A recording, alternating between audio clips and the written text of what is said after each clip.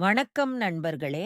நாம் இன்று விநாயகப் பெருமானின் சுவாரஸ்யமான ஒரு கதையை கேட்கப் போகிறோம். விநாயகர் என்றால் அனைவருக்கும் நினைவுக்கு வருவது அவரது தும்பிக்கையும் அவரது சிறிய வாகனமான மூஷிகன் என்ற எலியும்தான்.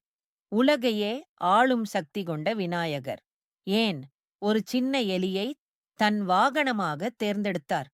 இந்தக் கதைக்கு ஒரு மிகப்பெரிய புராணப் பின்னணி உண்டு. மிக நீண்ட காலத்திற்கு முன் கஜமுகன் என்ற வலிமை வாய்ந்த அசுரன் இருந்தான். இவன் சிவபெருமானை நோக்கி கடுந்தவம் செய்து ஒரு விசேஷமான வரத்தை பெற்றான். எந்த ஆயுதத்தாலும் என்னை அழிக்க முடியாது என்பதே அந்த வரம். வரம் கிடைத்த ஆணவத்தில் கஜமுகன் உலகை ஆட்டிப் படைக்கத் தொடங்கினான். முனிவர்கள் யாகம் செய்வதை தடுத்தான், தேவர்களை துன்புறுத்தினான், மக்களை அச்சத்தில் ஆழ்த்தினான். கஜமுகனின் அட்டூழியம் எல்லை மீறவே தேவர்கள் அனைவரும் சிவபெருமானிடம் முறையிட்டனர். தேவர்களின் துன்பம் தீர சிவபெருமான் தனது அன்பு மகனான பால கணபதியை அந்த அசுரனை அடக்கும்படி அனுப்பி வைத்தார். விநாயகர் கஜமுகனிடம் சென்று, நீ மக்களை துன்புறுத்துவதை கைவிட்டு உன் ஆணவத்தை குறைத்துக்கொள், இல்லையேல் உனக்கு அழிவு நிச்சயம் என்று அறிவுரை கூறினார். ஆனால் கஜமுகனோ விநாயகரின் பேச்சை கேட்கவில்லை. இந்த சின்ன குழந்தையா என்னை கொல்லப் போகிறது என்று இகழ்ச்சியாக பேசி விநாயகரை எதிர்த்து போரிட வந்தான். கஜமுகன் மீது எந்த ஆயுதமும் வேலை செய்யாது என்பதை அறிந்த விநாயகர் ஒரு விசித்திரமான முடிவை எடுத்தார்.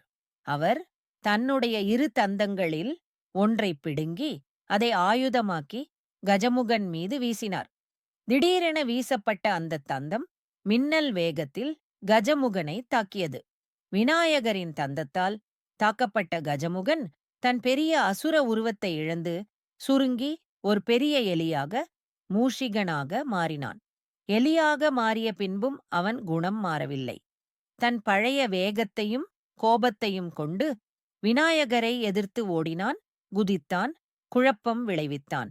விளையாட்டை முடிவுக்குக் கொண்டுவர நினைத்த விநாயகர் தன் கையில் இருந்த பாசக்கயிறை வீசி ஓடித் திரிந்த அந்த பெரிய எலியை பிடித்து தன் காலடியில் அடக்கினார்.